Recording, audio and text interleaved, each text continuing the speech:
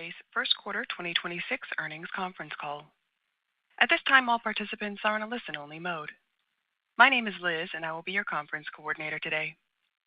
If you experience issues with the webcast slides refreshing or there appears to be delays in the slide advancement, please hit F5 on your keyboard to refresh. As a reminder, this conference is being recorded. I would now like to turn the program over to your host for today's conference, Blair Shore, from the GE Aerospace Investor Relations team. Please proceed. Thanks, Liz. Welcome to GE Aerospace's First Quarter 2026 Earnings Call. I'm joined by Chairman and CEO Larry Culp and CFO Rahul Ghai. Many of the statements we're making are forward-looking and based on our best view of the world and our business as we see them today. As described in our SEC filings and website, those elements may change as the world changes. Additionally, Larry and Rahul will speak to total company and corporate financial results and guidance today on a non-GAAP basis. Now, over to Larry. Thanks, Blair. Good morning, everyone. I want to start by addressing the conflict in the Middle East and the dynamic geopolitical environment our industry is navigating. While we're hopeful for a peaceful resolution, we're also embracing today's reality. With safety our top priority, we're focused every day on supporting our teams in the region and our customers globally. At GE Aerospace, we remain committed to our purpose. We invent the future of flight, lift people up, and bring them home safely. Right now, nearly 1 million people are in flight with our technology under wing, a responsibility our 57,000 employees take seriously. Turning to our first quarter results, 2026 is off to a strong start.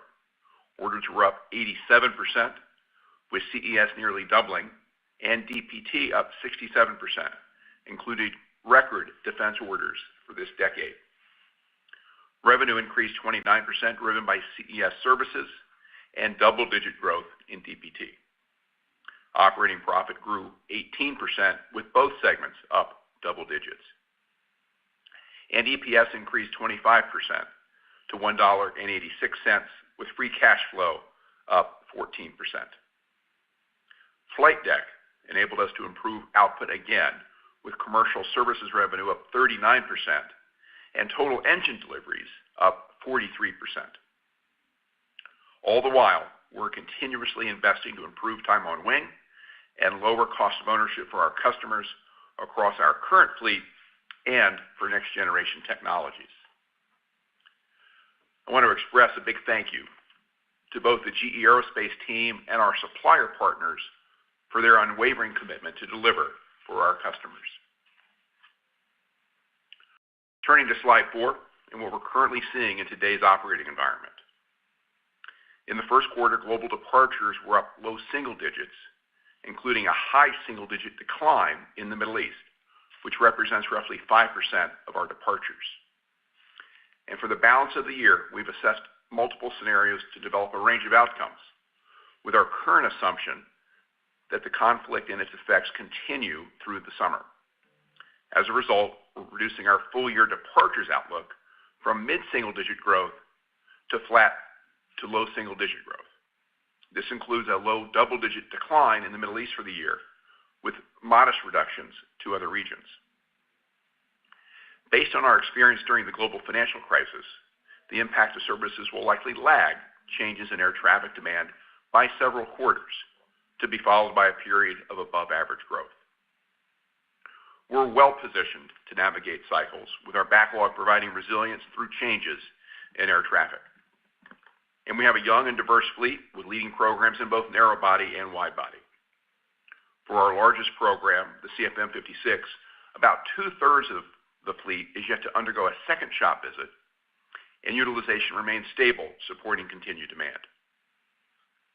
Additionally, our defense business is supporting U.S. and allied warfighters, with our engines powering the Black Hawk, the Apache, the B-1, the B-2, the F-15EX, the F-16, and the Eurofighter.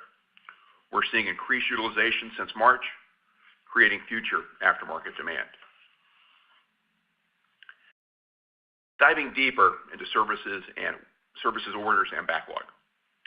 Our commercial services business is supported by a robust backlog of over $170 billion, up nearly $30 billion since the end of 24, providing visibility into multi-year demand and supporting our continued growth.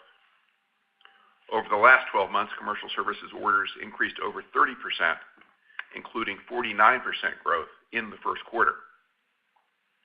Within services, demand remains strong for spare parts, which represent roughly 40% of services revenue. Since the beginning of March, spare parts orders are up over 30% year over year and sequentially flat to the first 2 months of the first quarter. And even with over 25% revenue growth over the last 5 quarters, demand continues to exceed supply. As a result, spare parts delinquency, which represents shipments that have been delayed due to material availability constraints, is up roughly 70% since the end of 24. Given the sustained demand environment and our existing delinquency, we're entering the second quarter with more than 95% of spare parts revenue already in backlog. Turning to internal shop visits, which represent roughly 60% of our services revenue. Approximately 2/3 of the engines due for our projected shop visits for all of 26 are currently off wing, either in our shops or waiting to be inducted. Additionally, we have high visibility into the engines which will come off wing over the next couple of quarters based on utilization trends and required removal thresholds in concert with the airlines. Our pipeline of planned engine removals in the second and third quarters, combined with engines that are currently off wing, exceeds our shop visit guide, providing ample demand to fulfill our outlook and de-risking our 2026 guide. Overall, we expect a limited impact on services revenue and profit in 26. We're holding our full year guidance across the board, given the macro uncertainty, though with our strong start to the year, we are trending toward the high end of that range. Shifting to slide 6. Flight deck is fundamentally changing the way we operate, and at times like these, it matters even more. Collaborative problem solving with suppliers, airframers, airlines, and lessors are key to this effort. For example, we recently hosted a key supplier at our Terre Haute, Indiana site. Leveraging flight deck, we worked together to improve flow and reduce waste on their LEAP production line, and they've since increased output by over 40%. Actions like these contributed to priority supplier material input, increasing double digits both sequentially and year over year again in the first quarter, resulting in the increased outputs I mentioned ago, including engines up 43%. Across our MRO network, we're using flight deck to increase output, reduce turnaround times, and lower the cost of shop visits.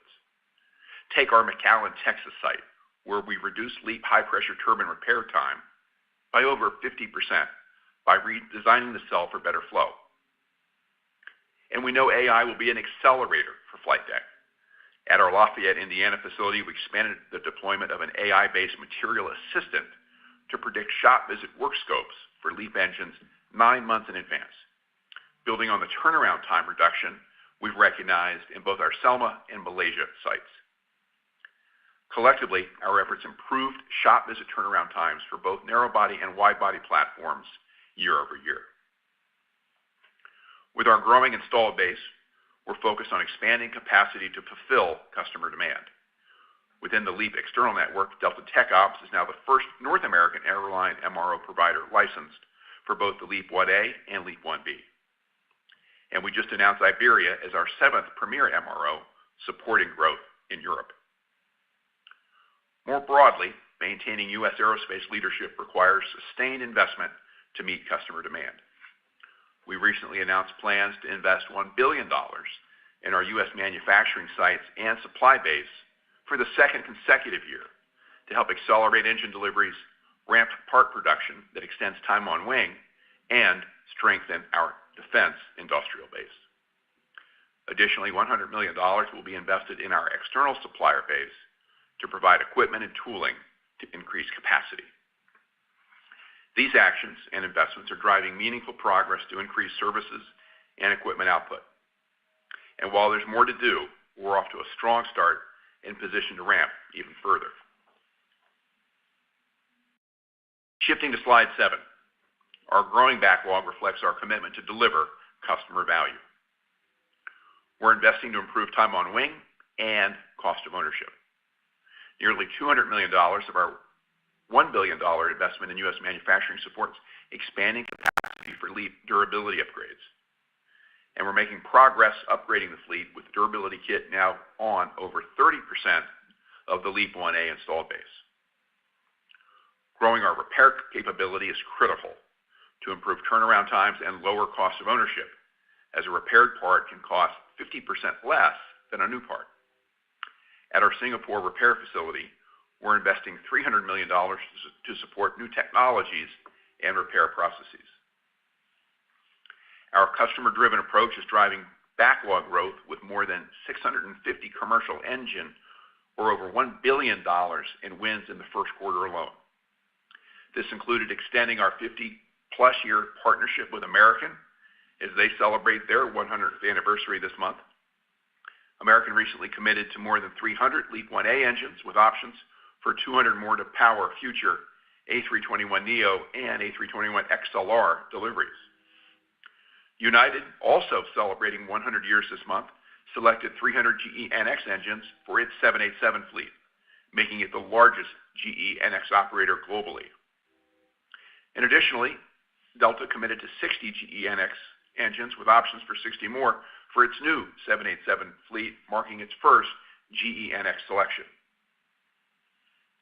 In services, we signed an agreement with Ryanair covering approximately 2,000 CFM56 and LEAP engines, providing material support and MRO services to scale their in-house capabilities, consistent with our open MRO strategy. And in defense, in support of the CH-53K and the critical missions it performs for the U.S. Marine Corps, we were awarded a $1.4 billion contract for additional T408 turboshaft engines. With continued momentum, we're looking forward to what should be an exciting Farnborough Air Show in July. Our experience with our current fleet is also informing next-generation technology investment. RISE is central to that strategy and will enable improved efficiency without sacrificing durability. This quarter, together with the Civil Aviation Authority of Singapore and Airbus, we established the world's first airport test bed for open fan technology as a part of the RISE program. This testing will validate how next-gen engine architectures operate in real-world airline environments and marks another step forward toward ground and flight tests later this decade. In defense and systems, we also continue to execute with speed against high-priority military needs in support of U.S. and allied warfighters. This quarter, deliveries were up 24%, and we continue to receive awards across our family of small engines, a key growth area as programs progress. This included an award from the U.S. Air Force to complete an initial design concept of the GEK 1500 in partnership with Kratos, with potential applications across unmanned aerial systems, collaborative combat aircraft, or CCAs, and missiles. This work is being informed by the maturity of the GEK 800, which completed successful altitude testing last fall. The team designed, built, and tested the first GEK 800 in less than 12 months, testing the 5th iteration of the engine last summer. And we're making progress with high-end CCAs through our partnership with Shield AI for the XBAT vehicle program, pairing our propulsion development, testing, and certification expertise with their autonomous aircraft capabilities to accelerate delivery of mission-ready capabilities. We also recently completed a preliminary design review on the hybrid electric turbogenerator engine system for Beta Technologies' MB250 VTOL autonomous aircraft. This confirms the engine concept and demonstrates the power of combining our technical expertise, accelerating key programs. Stepping back, we're driving measurable progress on what matters most to our customers, ramping output and improving durability while reducing the cost of ownership, which supports their growth and ours. Rahul, over to you. Larry, thank you, and good morning, everyone. We started the year with over 20% top line and earnings growth, Orders were up 87%, with CES up 93% and DPT up 67%. Revenue increased 29%, with CES up 34%, while DPT was up 19%. Operating profit was $2.5 billion, up approximately $380 million, driven by services volume and price. Margins, as expected, decreased 200 basis points to 21.8% from the impact of installed engine growth, investments, and inflation. EPS was $1.86, up 25% from increased operating profit, a lower tax rate, and a reduced share count. Free cash flow was $1.7 billion, up 14%, largely driven by higher earnings. Working capital and AD&A combined was nearly a $500 million source with strong utilization billings, partially offset by the expected timing of compensation payments. Going deeper on our 25% EPS growth this quarter. Growth in operating profit drove 29 cents, or nearly 80% of the improvement in EPS, with increased profit in CES and DPT. This was partially offset by higher corporate cost and eliminations, which were up around $120 million. Roughly half from an increase in eliminations and half from an increase in environmental, health, and safety expenses off a low base. A lower tax rate and reduction in share count drove an additional 10 cents of EPS growth.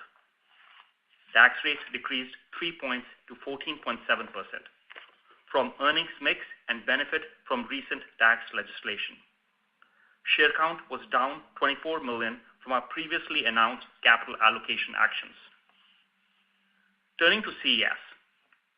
In the first quarter, orders grew 93%, with services up 49% and equipment more than tripling to nearly $8 billion. Revenue increased 34%. Services grew 39%, with internal shop visit revenue up 35% from higher volume, including LEAP internal shop visit growth of over 50% and increased work scopes. Spare parts sales were also up over 25% from improved material availability and growth of external LEAP shop visits. Equipment revenue grew 20%, with engine deliveries up 50%, including LEAP up 63%. Wide-body deliveries were also up over 25%, driven by GE/NX, which was up even more.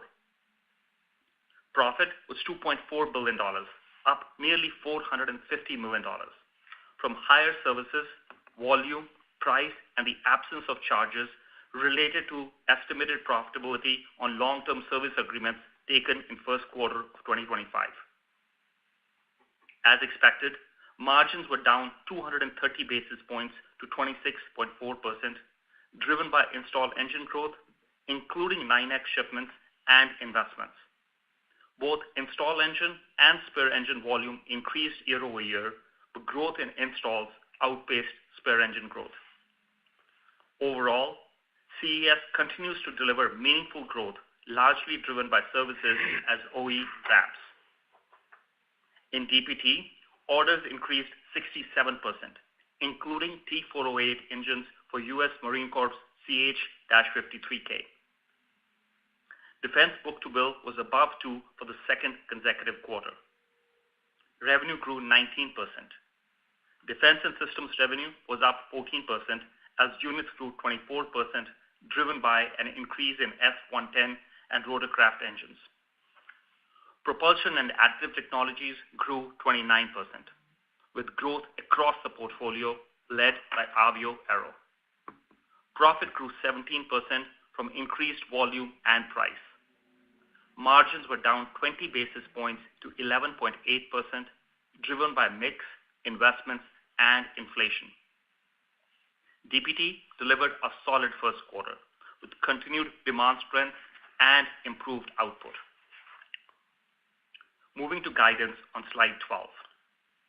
Our first quarter exceeded expectations, given stronger spare parts sales growth and shop visits increase. We have a robust backlog supporting our growth for several years, and we are taking actions to navigate the current environment. Due to the dynamic macroeconomic backdrop, we are maintaining our guidance across the board. And as Larry mentioned, given our strong start to the year, we are trending toward the high end of the range of low double-digit revenue growth, profit of $9.85 to $10.25 billion, EPS of $7.10 to $7.40, and free cash flow of $8 to $8.4 billion for total company. We are also maintaining our segment guidance for both CES and DPT with a similar trend toward the higher end. Our guidance is based on full-year departures growth of flat to low single digits and is underpinned by the following assumptions. Fuel prices remain elevated above current levels through the third quarter and decreasing to current levels by year-end. A near-term impact from fuel availability in certain geographical regions. Global reduction in GDP growth impacting air travel demand. This guidance doesn't contemplate a global recession unfolding. Near-term, orders continue to be strong, and we expect the strength in the first quarter to continue into the second quarter with 95% of spare parts in backlog, and all shop visits for the quarter already off wing. As a result, we are expecting second quarter services growth of high teens, above our full-year guide, and supporting total company year-over-year and sequential profit growth in the quarter. For full year, we are now expecting services revenue is up roughly $4 billion year-over-year from approximately $3.5 billion expected previously, supporting our increase of profit and cash to high end of the range. However, as we get into the second half, we are taking a more measured view, given the evolving environment, and have included the potential impact from de-acceleration in spare parts growth, lighter work scopes, delayed spare engine shipments, and reduced billings within our guidance. While the external environment remains uncertain, we are taking proactive actions, including managing discretionary spending and conducting reviews to assess risks and opportunities to support our customers. Overall, balancing the various factors, we are confident in our ability to deliver the high end of our guidance given our strong first quarter outlook for the second quarter and a substantial backlog. With that, Larry, back to you. Rahul, thanks. Our momentum is further supported by our sustained competitive advantages. With the industry's largest fleet, 80,000 engines and growing, and more than 2.3 billion flight hours, we operate at scale with unmatched proximity to our customers across decades-long life cycles, which makes us the partner of choice. Our field experience, combined with nearly $3 billion in annual R&D, enables continuous improvement in time on wing and cost of ownership, directly aligned with what our customers value most.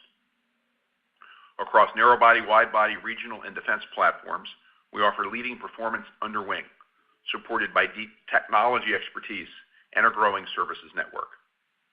Our world-class engineering teams develop next-gen technology to improve durability, efficiency, and turnaround times, along with advanced defense capabilities. And through Flight Deck, we're turning strategy into results with a focus on safety, quality, delivery, and cost, always in that order every day. With Flight Deck, our over $210 billion backlog, and the actions underway, we're well positioned to manage near-term uncertainty and deliver value. With that, let's go to the questions. Before we open the line, I'd ask everyone in the queue to consider your fellow analysts and ask one question so we can get to as many people as possible. Liz, can you please open the line? Ladies and gentlemen, if you wish to ask a question, please press star 11 on your telephone. If you wish to withdraw your question or your question has already been answered, please press star 11 again. Our first question comes from David Strauss with Wells Fargo. Thanks. Good morning. Thanks for taking my question. Good morning, David. Thanks for all the detail on how you're thinking about the aftermarket, but just wanted to clarify.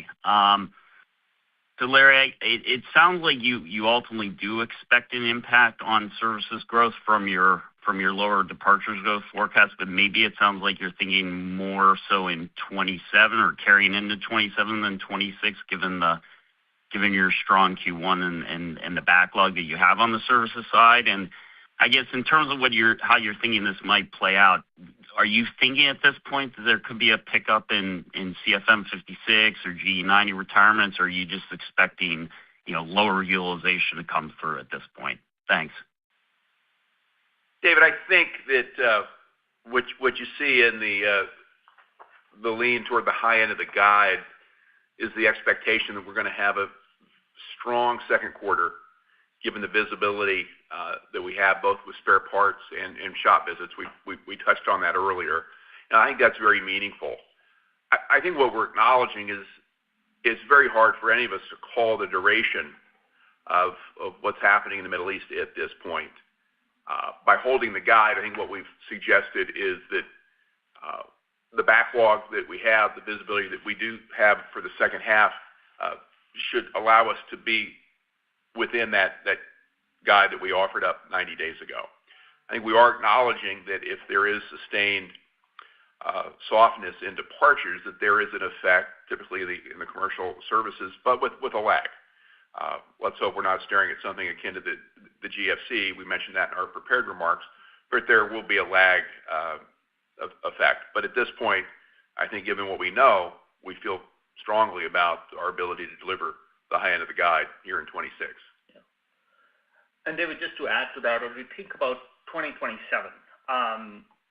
Larry said we feel good about 26, but having leading positions in both narrow body and wide body, 75% share of the narrow body cycles, 55% share of the wide body cycles is helpful in times like this, when traffic growth is uneven, as it dampens the volatility that we see in the market. Also, the fleet is young. You touched on the CFM56 and G90. A third of the CFM56s have not seen their first shop visits. 2/3 have not seen a second shop visit. And similar trends for G90. 70% of the G90s have not seen the second shop visit. And we're not, I know it's early days, but as we sit here in April, both the number of parked aircraft and the retirements are really low. In fact, the retirements in the first quarter for CFM56 were lower than what we experienced in fourth quarter. So we've not seen any increase in either of those two trends. And as Larry mentioned, as in his prepared remarks, as we've seen in prior cycles, the air traffic has a strong recovery after every downturn. So, if you see here delay, if you see any impact here in the second half of the year, it is going to be a push out of demand versus a destruction. So again, it's hard to call 27 just yet. It all depends on how the situation evolves over the next few months, but it is early to call. But overall, we feel good about the trajectory that the business is on, through this cycle. Our next question comes from Sheila Kahyaoglu with Jefferies. Good morning, guys, and thank you. Maybe just to follow up on David's comments, Larry and Raul, services up 39% in Q1, great quarter, both on shop visits and spare parts. And Q2 expected to be up high teens, implying only mid to high single digits in the second half. So maybe delving a little bit more into visibility you guys have through the summer. And Raul, you mentioned push out of demand, not demand destruction. I guess, how do we think about where you guys are seeing most potential risks post Q4, whether it's narrow bodies or wide bodies, and how do we think about retirement rates staying low today and potential assumptions for 26 and 27? Yeah. So, Sheila, I think we touched on a couple of things here. As you said, we see good visibility into the second quarter, right? We've said, Larry and I both said 95% of the spare parts for second quarter are in the backlog. All the engines that we need to work on for second quarter are in the shop. And Larry also kind of provided a full year shop visit view here that we are about a third oversubscribed right now from what's already off wing and what will come off wing here in the second and the third quarter. So that gives us confidence around 2026 here. Now, as we go into 2027 and where the risks may come, I think we touched on the retirement. You touched on retirement rates. Now, keep in mind that the retirement rates that we've assumed for 2026 for CFM56 are in the 2% range. And what we saw in the first quarter is sub 1%. And as we get into 2027, we've already assumed in our prior outlook that retirements increase to 3 to 4%. So we all, just the outlook that we've provided, we've factored in certain increase in retirements. Now, we've not seen that. We are not seeing anything concerning just yet. Our order trends are holding, but it is more with what is unknown, and thus a little bit of caution, prudence, whatever words you want to use for the second half of the year. And I think time will play out and give us more visibility into 27. But overall, listen, the business is strong, franchise is strong, and I think we should be able to navigate anything that comes, that evolves here over the next few months. Our next question comes from Ken Herbert with RBC Capital Markets. Yeah, hi, good morning, Larry and Rahul. Really strong spare parts orders in the first quarter. I'm just curious, especially your comment on March strengthening from the first 2 months. Do you get a sense that there was any pre-buying by your customers on the aftermarket ahead of potential disruptions or concerns down the road? I'm just curious as to what was underlying the real strength in orders in the quarter and if there could have been any pull forward in the order demand. Thank you. Ken, I don't think we have seen any evidence of a pull forward here. To Rahul's comments just a moment ago, when you think about the breadth of the portfolio, narrow body, wide body, on a global basis, we just haven't seen that sort of behavior. We also mentioned in the prepared remarks that as proud as we are of the operational progress that we've made, we still saw delinquency increase, which means we are past due on the spare part orders that we do have. So I think customers are busy. There's still perhaps some pent-up demand from the pandemic that is working its way through the system. But to your specific question, we have not seen that behavior.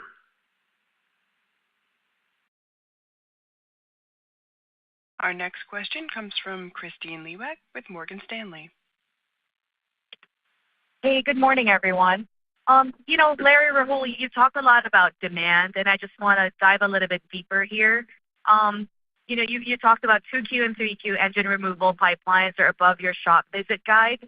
So holding the macro environment you called out, is this higher removal pipeline contemplated in your upper range 2026 outlook, or could we see revisions higher in the year if oil resolves in 3Q? Christine, good morning. I think if it were not for current events, we'd be talking about an increase in the guide this morning, not color and body language toward the high end of the existing range. In many respects, just given the backlog that we've highlighted a couple of times already, both in terms of spare parts, but also shop visits, absent a change in customer behavior and continued progress on our part relative to internal operational execution, that potential does exist, right? But again, I think given current events, we thought it most prudent to simply stay with the range that we issued 90 days ago, provide a little bit more color, particularly with respect to not only the quarter, but the first half here. And I won't repeat what we've already said. But I think in terms of our ability to control the controllable, feel very good about that. The progress that we've made with the supply base has been considerable already this year. I think it's just built on the progress over the last couple of years. And you see that not only in the input numbers we've cited, but in turn the output numbers as well, both in terms of units and dollars. That should continue. Yeah. And Christine, just as Larry said, to get to a higher shop visit number, that is not factored into our guidance. So what we'll need to see is better material flow through here than what we have currently factored in to burn some of the delinquency that exists on both spare parts and the shop visits out. So that, to your point, will take our services guidance above where we have factored in around $4 billion of growth this year. Our next question comes from Scott Deuschle with Deutsche Bank. Hi, good morning. Good morning, Scott. Rahul, I was wondering if you might share with us an update on LEAP aftermarket profitability, and particularly how LEAP aftermarket margins are trending in 2026 relative to 2025. And then love to get your latest thinking on the path to margin expansion on the program beyond 26 and over the long term. Thank you. Yeah, no, Scott, on LEAP, the services business is trending really, really nicely. We're expecting, a further improvement this year on margins. Trends have been good for the first half of the year here, and it's coming from a few things. It's coming from increased volume, right, that we are driving in our shops. Larry spoke about the repairs that we are developing in our aftermarket business. And this year, we expect the number of repairs that we're developing on LEAP to double over what we developed last year. So that is helping reduce the cost of the shop visit. The external channel is coming up nicely as well. We are at now about 15% of our shop visits for LEAP are now performed by third parties. That number was close to 10% just 18, 20 months back. So that part of the business is developing nicely. So as if you put all that together, as you think longer term to your second part of your question, we do expect the LEAP service margins start to get to overall CES service margins by the time we get into 28-ish time frame. So really pleased with the progress. For a business that was just kind of break even 2 years ago, I think we made a lot of progress here in the last 18 months. Our next question comes from Robert Stallard with Vertical Research. Thanks very much. Good morning. Good morning. Just want to follow up on slide 5 and that spare parts delinquency chart you've got in there. Is that continued march higher in delinquencies just due to continued demand exceeding supply chain strain? And how long do you think it'll take to get that back down to a more reasonable number? Well, it is, despite the progress we've talked about a few times now this morning, not only with inputs but outputs, just a function of demand outstripping supply. We highlight delinquency simply to make sure investors understand that dynamic is in play here. Operationally, it is a number we are not proud of, right? Because we are holding, we're failing to meet customer expectations in that regard. I think it's going to take us a while yet here to get to zero delinquency. That clearly is the goal. On-time delivery, one of our critical operational KPIs as part of flight deck. So we're not going to be able to kind of circle that, but I think given the continued momentum we see with our suppliers and in our own operations, that is something that we should deliver on in time, regardless of the demand environment. Our next question comes from Douglas Harnett with Bernstein. Good morning. Thank you. Good morning. I wanted, Larry and Rahul, I wanted to continue on the look at the current environment, because when you look forward and see some of the challenges out there, if we see jet fuel above $200 in Asia, in Europe, there are quite a few airlines that could be under some real financial pressure. And when you look at the steps you need to take over the next year or so, how do you compare the concerns around, say, an airline that simply is in difficult financial straits and can't do an overhaul versus simply reductions in flying hours that could take some dollars out of LTSAs? How do you think about these different sort of hazards out there over the next year, perhaps? Well, Doug, I think the scenarios that we talked about earlier have us contemplating a range of possibilities. Given that none of us know how things are going to play out here, particularly with respect to duration in the Middle East, I don't think we've tried to tether ourselves to one scenario or another. But we have considerable backlog. We've talked about that a number of times this morning. We are mindful of the risks that we may have in the customer base. Rahul and the team have increased the work we do in that regard. But first and foremost, we're trying to support our customers as best we can to weather these storms as we have in past situations, be it the pandemic, be it the GFC, and even situations that were of lesser impact. We are also putting our spending under greater scrutiny, continuing to invest in the future of flight, of course, continuing to invest in improved durability and lowering the cost of ownership. But given the situation, we are, I think, making sure that as a senior leadership team, we are spending in let's say, in a more cautious fashion today, given what we know and given what we don't. Our next question comes from Scott Mikus with Melius Research. Morning, Larry and Rahul. I figured there'd be a lot of questions about the conflict in the Middle East. So I wanted to check in on the GE9X. Boeing flagged a fatigue issue with the engine. So just curious if you could provide an update on that. Is there any change to the expectations you had for losses on the program this year? No change on schedule, no change on losses. I just start, Scott, to reiterate that we're thrilled to be the sole source partner on the 777X. We've got over 1,000 engines now on order, and customers want the engines, they want the airplanes. What we've shared with folks is that we saw back in January a durability issue with the mid-seal. Remind everybody this is on an engine that was certified back in September of 2020. The crack that we uncovered during a shop visit, which is part of a flight test engine, is something we've seen before. We think we are at root cause, and we're finalizing the modification as we speak. And we've been fully transparent with Boeing and the FAA every step of the way. So I think as Boeing has said, we believe we're on track with the certification plan that has been communicated to customers. No change to the schedule. And of note, the 777X flight test program continues, right? It's ongoing.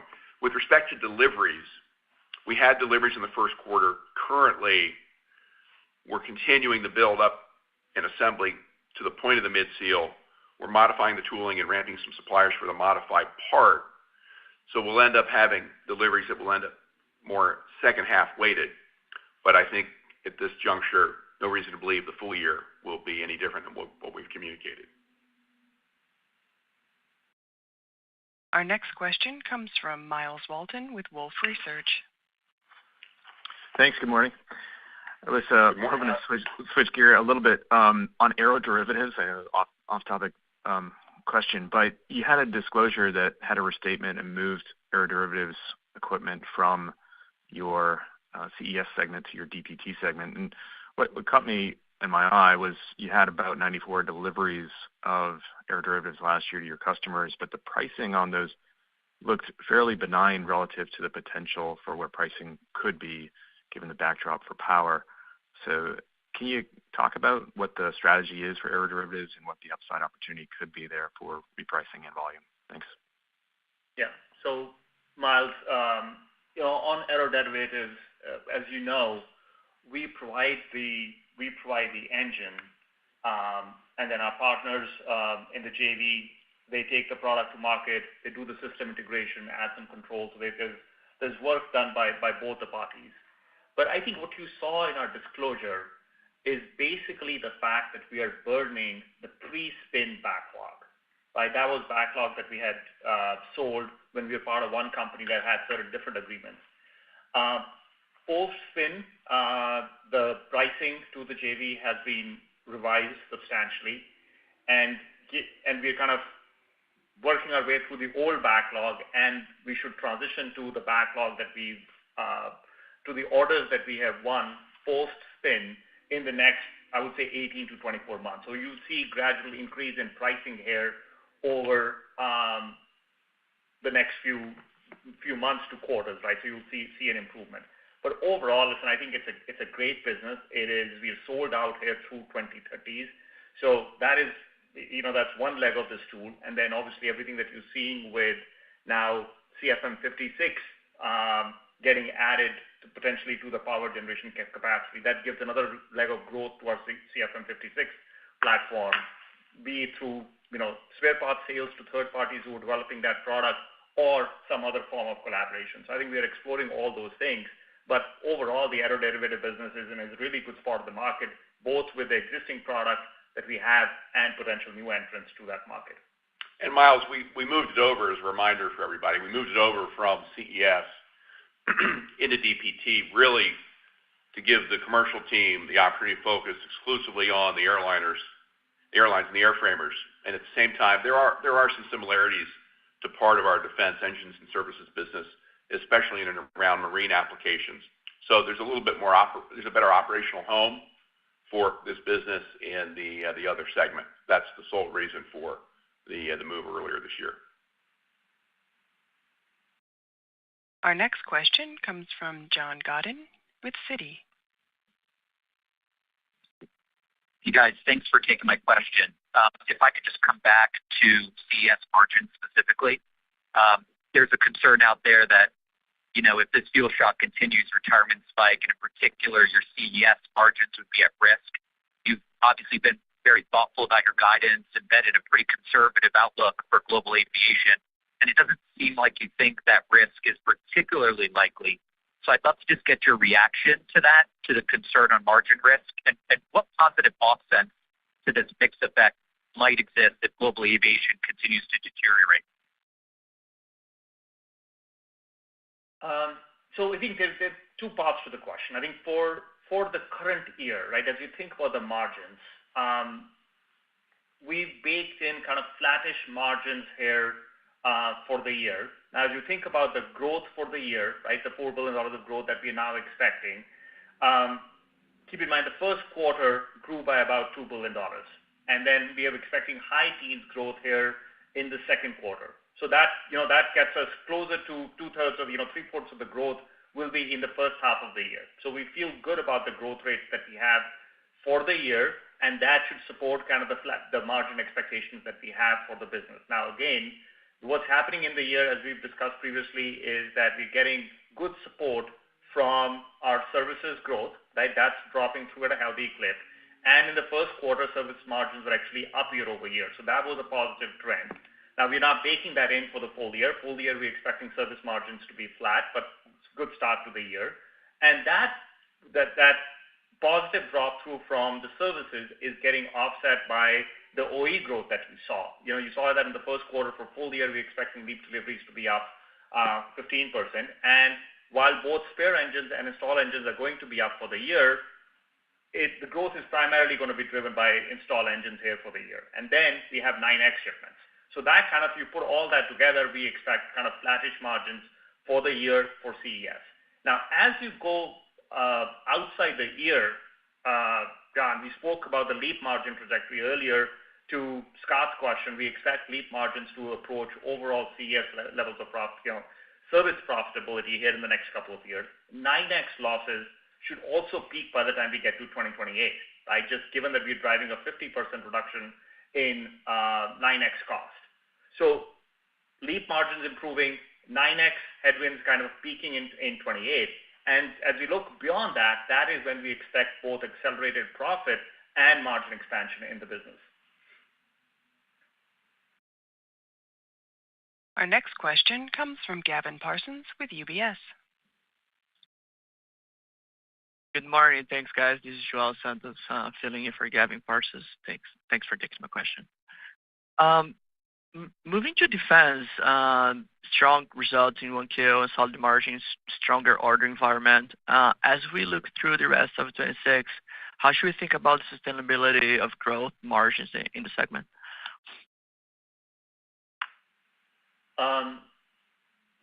So for DPT, again, you saw our revenue growth in the first quarter. We're expecting high teens revenue growth for the first quarter. And overall, if you look at the results for the first quarter, they keep us at pace for what we've guided to the full year, both on year-over-year profit growth and the absolute dollars of profit that we delivered in the first quarter. Now, margins were a little bit light in the first quarter, largely because equipment grew more than the aftermarket, but that mix. But I think overall, we're kind of on track as we think about the year. So we're going to drive strong output. The productivity is going to get better, and the mix should also improve as we go through the year. So I feel we really, given the growth rates that we had in the first quarter, we feel good about the year. And as you said in our prepared remarks, we do expect DPT to be at the higher end of the guidance that we previously committed, just given the growth rates that we are seeing in the first quarter and the drop-through expected from that. Our next question comes from Seth Seifman with J.P. Morgan. Hey, thanks very much, and good morning. Good morning, Seth. Morning. In the outlook where you talk about Brent prices remaining fairly elevated through Q3, I think, in addition to Brent prices, we've seen significant increases in the spread for jet fuel. Are there special things we should be thinking about there and reasons why, from a jet fuel perspective, this could carry on longer and or be more disruptive than simply what's happening with oil prices? Seth, I don't think we're trying to be too granular in the underlying assumptions, right? I mean, I think the economic realities you've just pointed out are there, and I hope what we're taking is a conservative set of assumptions on board here between now and let's say Labor Day.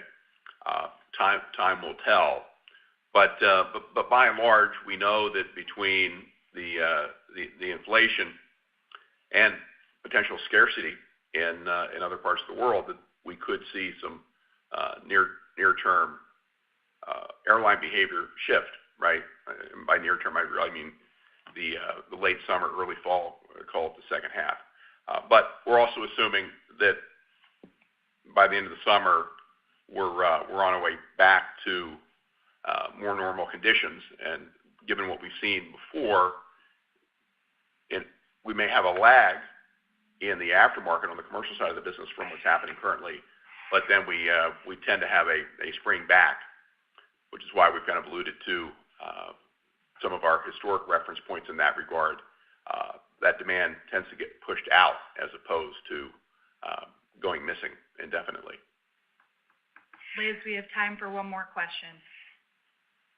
This question comes from Gautam Khanna with TD Securities. Hey, thank you. I had actually two questions, but the first one just on supply chain. You mentioned delinquencies and the like, but if you could just characterize how material improved sequentially and where, and maybe just an update you've given in the past on how many suppliers and, where the pinch points are strongest. And then just secondly, was wondering on the company's aftermarket exposure to kind of low-cost carriers or business models in the airline industry that might be more affected by, the tough oil environment. Maybe if you could elaborate on that.